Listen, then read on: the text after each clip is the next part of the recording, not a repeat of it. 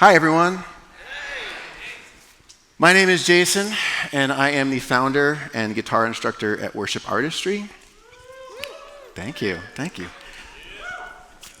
Cool name. I like it. Glad you like it too. I started Worship Artistry about 10 years ago because I wanted to help musicians of every skill level lead worship with skill, passion, and confidence. And we do it by creating tutorials. But I want to talk mainly about passion initially. And I think that if I went around and asked everyone in this room what you're passionate about in worship, I bet you I'd probably get a lot of different answers. We all come from different backgrounds. We all have different things that we handle, different things that we deal with.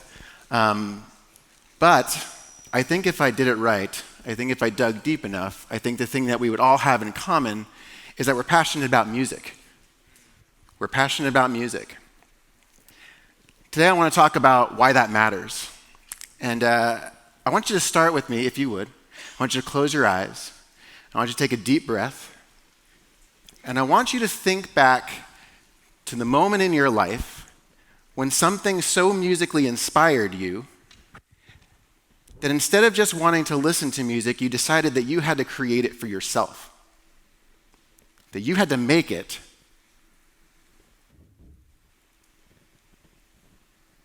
I know for me, you can open your eyes now.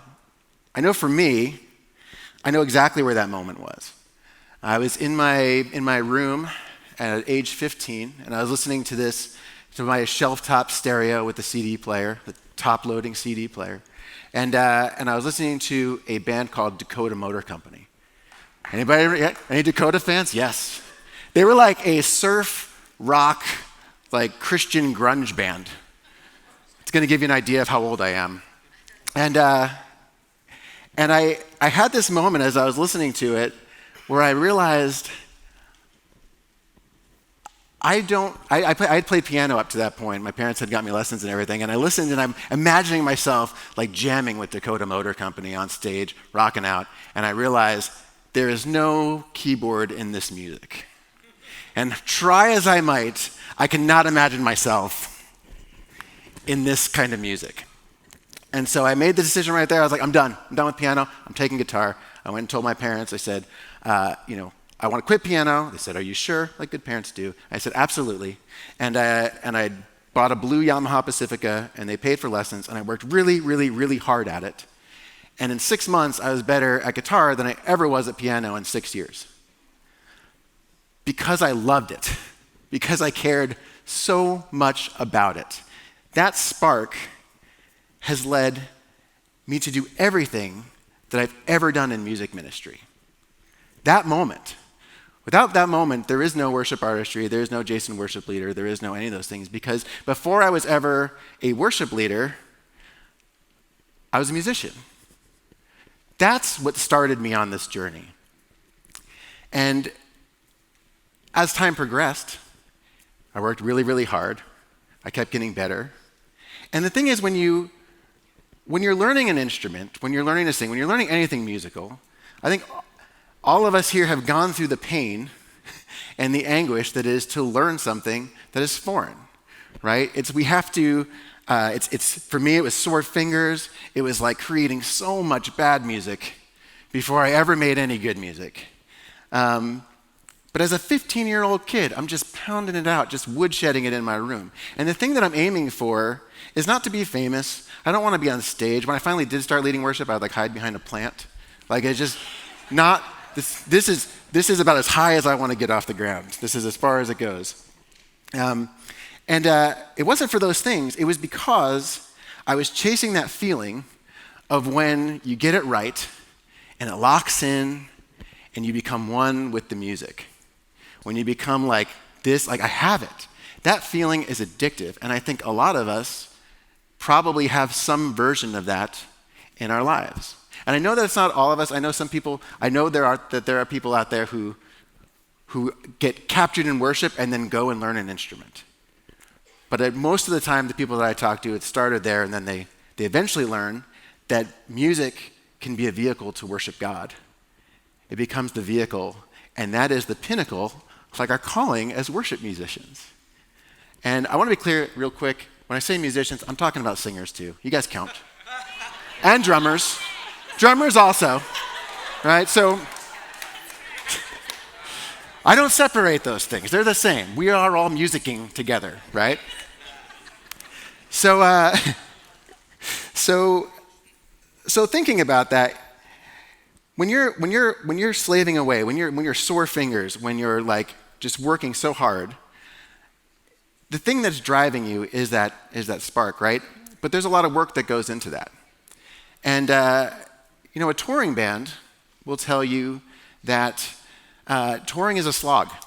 If you've ever been on tour, it's like 1 hour of amazingness and then about 23 hours of misery.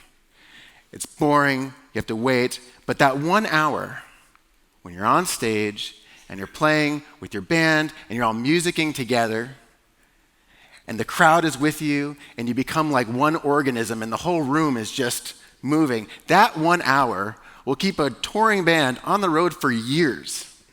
For years. Because in those 23 hours, that 1 hour is worth it. That moment is so worth it.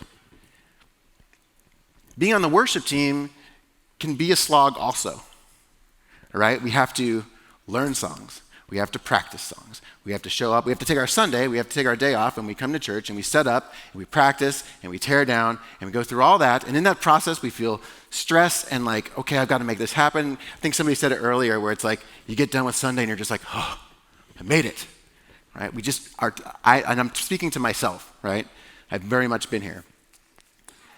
But the thing is, that's not why we joined the worship team. It's not why we became musicians. We became musicians because we love to worship. We joined the worship team because we love to worship with music. And the thing that I'm chasing when I'm a kid, trying to get that right moment with my guitar in my bedroom, is the same thing that we're all chasing, except that it's like way bigger. Because now we're not just locking it in and feeling good. We're now getting to engage with our community. We're getting to play with our band members, whatever those are. I can't tell you up here, man, this has been so amazing playing with these guys and getting to play with this team and just worship that way. It's amazing. And I think that that's something that we're all chasing, but a lot of times it gets lost and it disappears because we have to do all the other stuff. And creating music becomes the barrier to us fully engaging our hearts in worship rather than becoming the vehicle. It's sad because I don't think a lot of amateur musicians, maybe some of you guys are pros, but I know in my church world we're a lot of amateurs, and amateur musicians don't often get to feel that feeling because their lives don't necessarily allow for it. We stop just a little short before we really get to that point where we have the music so inside us that we actually get to express ourselves with it instead of just trying to get through it. Let me tell you what it takes to actually master a song and go all the way with it. So, as I said, I'm from worship artistry. If you're not familiar with worship artistry, basically what we do is we take modern worship songs and we take those like 6 electric guitars and those 7 keyboards and the drum loops and all the things, and we break it down into a 5-piece arrangement. So there's 1 electric guitar, 1 acoustic, 1 bass, 1 drums, 1 keys, and 3-part harmony. Because that, to me, is, as George said, that's a lot of churches in the world. We don't all get to have this. This is amazing. But we don't all get to have it. And so with worship artistry, what we're trying to do is equip people to do that. And so what my week looks like is I sit down and I listen to a song, and I'm still the guitar teacher, right? So I have to learn the song. And what that entails is I first listen to it through a few times. I work out the chord chart so I have a sense of how the map goes. Then I go and I start taking notes, and I listen through and I go, okay, the electric guitar in the intro has to be this riff. And then, okay, the verse is going to drop into this kind of ambient thing, so I've got to teach that. And then I'm going to go to the pre-chorus, it gives that little lift. I've got to hit those big chords on the chorus, et cetera, all the way through. So I listen through all that, make all these notes. Then I sit down and I learn all those, which takes a long time, right? I have to like really get them. So I learn them all. Then I tab them out, do the sheet music, do all the pieces that have to go into a guitar lesson on worship artistry. And then I sit down in front of my cameras, and I go and I start shooting videos. And the way I do that is I take everything is chapters, so I'll be like, okay, here's the intro. And I play the intro two or three different speeds so people can build up to it. And then I go and I teach how to do it, and I show, like, this is where your finger goes, and this is where your hand goes, and this is the count. And except every once in a while, I don't really understand the count, so I'm like, go down, down, up. So if you ever see that, that's me not knowing how to count that. It's only for the really fast stuff.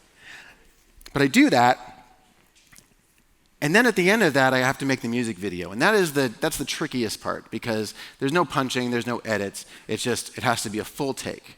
And I have to be able to play my electric guitar part all the way through. And usually the first time, I quick make a transition. I hit I'm checking my pedals and that kind of thing.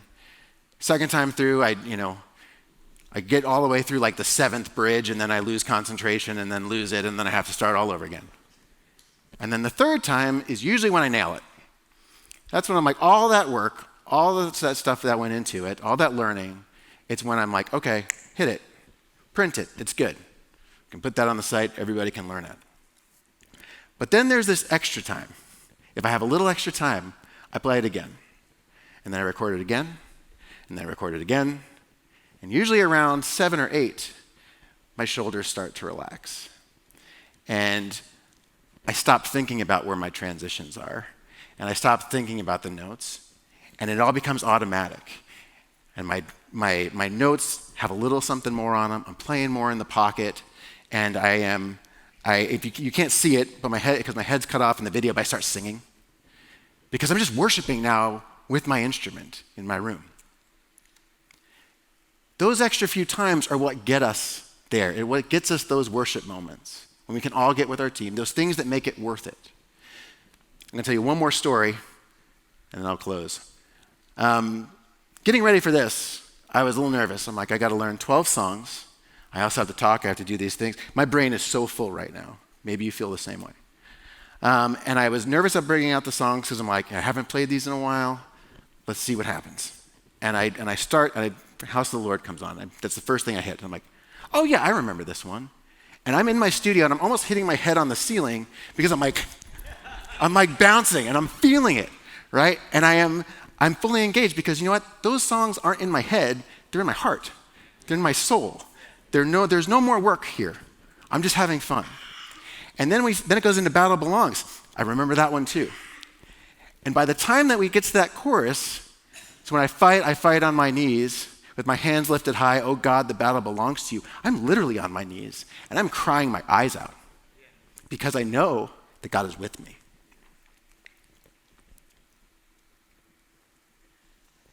That is the gift of being a worship musician. That's what we get to do. All these innovators, everything that people are creating, everything that Alex has made, everything that Matt has made, everything that Ryan's made, everything, all these things are really geared to help you get to that moment. That thing that makes it worth it to you as the worship musician. And so as you look at innovating, as you start thinking about, what do I want to do differently? What do I want to change? Don't forget, don't press down the music. The music matters.